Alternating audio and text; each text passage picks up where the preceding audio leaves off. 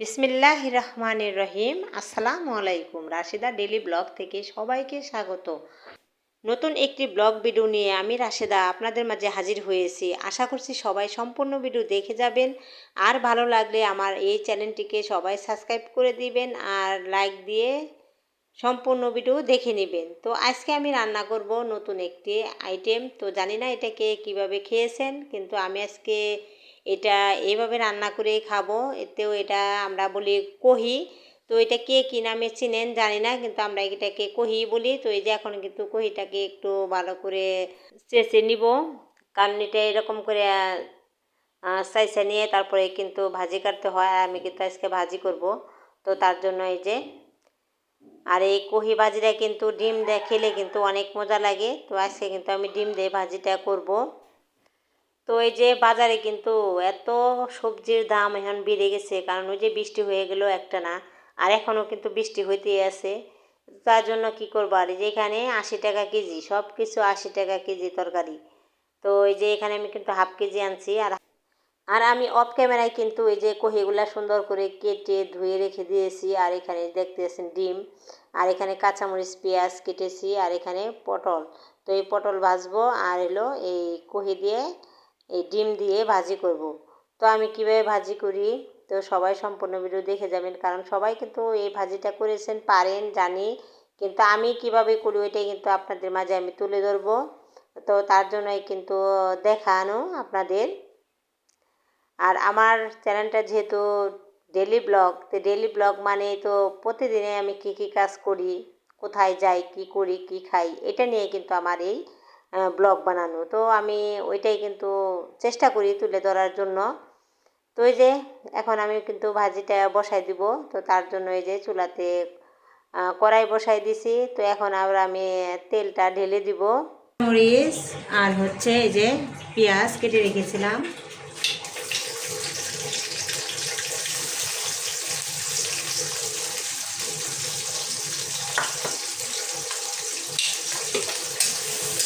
এখন একটু হালকা ভাজা ভাজা হবে, তারপরে কিন্তু আমি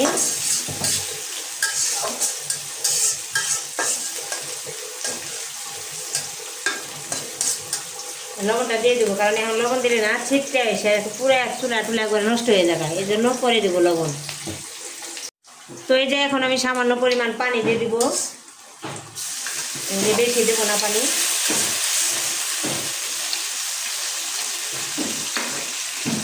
আর এখন কিন্তু এই যে আমি দিয়ে দিব হলুদ মরিচের গুঁড়া, আর দিয়ে দিব লবণ। এই এখন তো ডিমটা গেতো খাইতে।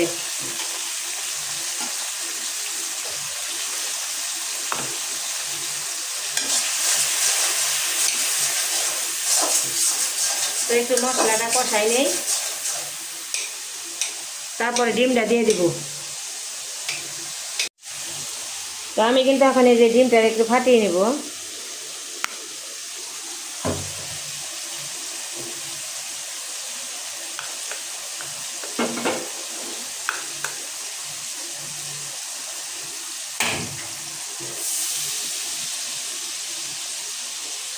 ডিমটা দিয়ে দিলাম,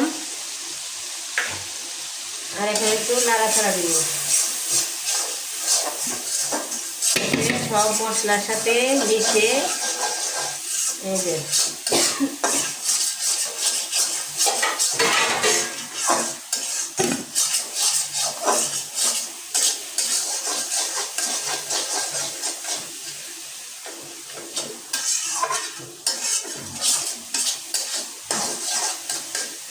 তো এখন আবার দিয়ে দেবো আমি কহি।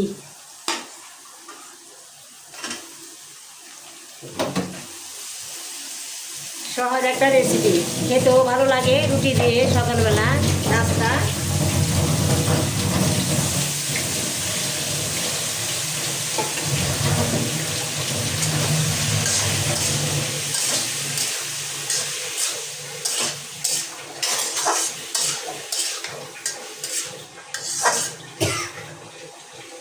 তো এখন আমি ঢেকে দিব। তো দেখি কি অবস্থা ভাজির। তো এই যে একটু পানি দিয়েছিলাম যাতে ভালোভাবে সিদ্ধ হয়ে যায়। তো এই যে দেখেন খুব সুন্দরভাবে কিন্তু সিদ্ধটা হতেছে। তো এই যে আরেকটু নাড়াচাড়া দেই, তাই কিন্তু আর কিছুক্ষণ পর হয়ে যাবে। আর যত তরকারি নাড়াচাড়া দিবেন তত কিন্তু এটার স্বাদটা বেড়ে যায়। তো এই যে আবার ঢেকে দিলাম। এখানে পটল, তো এটা কিন্তু ভাজবো আমি। তো এখানে যে লবণ দিয়ে দিলাম, আর দিয়ে দেবো হলুদ মরিচের গুঁড়া,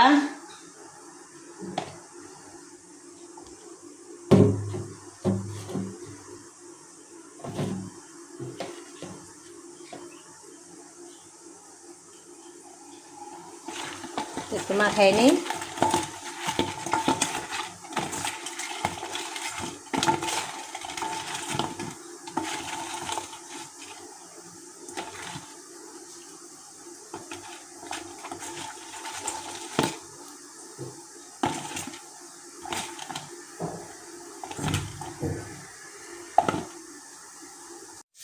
তো এই যে এখানে কিন্তু এই যে বাজে প্রায় হয়ে গেছে। এই যে সুন্দর একটা কালার এসেছে, আর দেখতেও কিন্তু অনেক সুন্দর হয়েছে।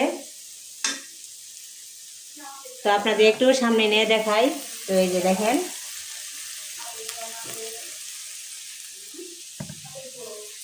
এই যে এখানে কিন্তু পটলে কিন্তু আমি ভেজে নিয়েছি। এই যে দেখেন কি সুন্দর হয়েছে। তো কেমন হলো পটল ভাজা, তো সবাই কিন্তু কমেন্টে জানাইবেন। বাইরে অনেক বৃষ্টি হইতেছে, তো তার কিন্তু শব্দ হইতেছে, আর একটু বাইরেরও শব্দটা আসে। তো কেউ কিছু মনে করবেন না, কারণ বাহির থেকে শব্দ আসলে তার কিছু করার নাই, কারণ ঘনবসতি এলাকা। তো এই যে এখানে কিন্তু আমি এখন এই যে সোফাটা মুছে নেব ভালোভাবে। তো ওই যে ওই দিক থেকে মুছতে মুছতে আমি কিন্তু আসতেছি। আর এই যে সোফাটা, ডাইনিংটা, তো সব কিছু কিন্তু আমি আজকে মুছে পরিষ্কার করে নেব, কারণ প্রতিদিনই মোছা হয়, কিন্তু আপনাদের মাঝে শেয়ার করা হয় না। আজকে কিন্তু আপনাদের মাঝে আমি শেয়ার করলাম যে আমার ঘরের কাজ আমি কিভাবে, ডাইনিংটা কিভাবে গুছাই রাখি।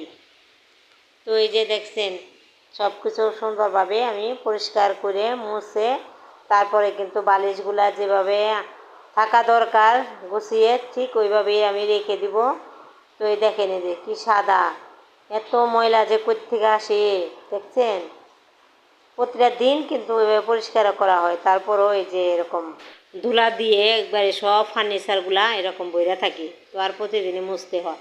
তো এই যে আমি সুন্দর করে সব কিছু কিন্তু গুছাই রাখতেছি। তো আমার প্রিয় আপু ভাইয়েরা যারা আমার আজকের ভিডিও দেখতে দেখতে এই পর্যন্ত চলে আসছেন, আমার প্রিয় আপু এবং ভাইয়েরা যারা আমার আজকের ভিডিও দেখতে দেখতে এই পর্যন্ত চলে এসেছেন, তাদের কাছে যদি আমার আজকের ভিডিও ভালো লেগে যায় তাহলে সবাই একটি লাইক দিয়ে ভিডিওটি কন্টিনিউ করবেন। আপনার ছোট্ট একটি লাইক আমাকে আরও একটি ভিডিও বানানোর জন্য উৎসাহ যোগাবে, এবং আপনার মতো আরও 10জন মানুষের কাছে আমার এই ভিডিওটি পৌঁছাতে সাহায্য করবে। আর যারা আমার নতুন আপু ভাইয়েরা আছেন, আমার এই ভিডিওটি যদি আপনাদের কাছে ভালো লেগে যায় তাহলে সবাই আমার চ্যানেলটিকে সাবস্ক্রাইব করে আমার পরিবারের বন্ধু হয়ে থেকে যেতে পারেন। আর সব অপশন চালু করে রাখুন, আমি যখনই ভিডিও আপলোড করব নোটিফিকেশন পৌঁছে যাবে আপনার কাছে, আপনি আপনার সময় মতো আমার এই ভিডিওটি দেখে নিতে পারবেন। তো এই যে এখানে কিন্তু কথা বলতে বলতে আমার সব কিছু গোছানো শেষ। তো এই যে আপনাদের মাঝে একটু শেয়ার করলাম। তো কেমন হলো সবাই কমেন্টে জানাইবেন। আর তো দর্শক বন্ধুরা, আজকে আমি কী কী কাজ করলাম, কহি দিয়ে ডিম দিয়ে ভাজি করলাম, সাথে করলাম পটল ভাজা, ডাইনিংটা গুছিয়ে নিলাম, সোফাটা মুছে নিলাম। তো এই হলো আজকের কাজ কাম। তো এখন আমি আবার কিছু কমেন্ট নিয়ে কথা বলবো। আমার প্রিয় প্রিয় আপুরা যারা আছেন আমার ভিডিও দেখে কমেন্ট করেন, তো আমার কিন্তু অনেক ভালো লাগে, আর আমার কমেন্টগুলো পড়তেও ভালো লাগে। তাহলে শুনেন। তো আমার প্রিয় আপু উম্মেস কিচেন অ্যান্ড ব্লগ থেকে আমার আপু আমাকে বলল, আসসালামু আলাইকুম, খুব সুন্দর হাতের কাজ, আপনার ছাদের প্রাকৃতিক পরিবেশ খুব সুন্দর লেগেছে, অনেকগুলো মরিচ হয়েছে গাছে, কাঁঠাল দেখে ভালো লেগেছে। তো আপু আপনাকে অনেক অনেক ধন্যবাদ আমার এই ভিডিওটি দেখার জন্য। আরও একজন আপু আমাকে কমেন্ট করেছে SM মমস কিচেন থেকে।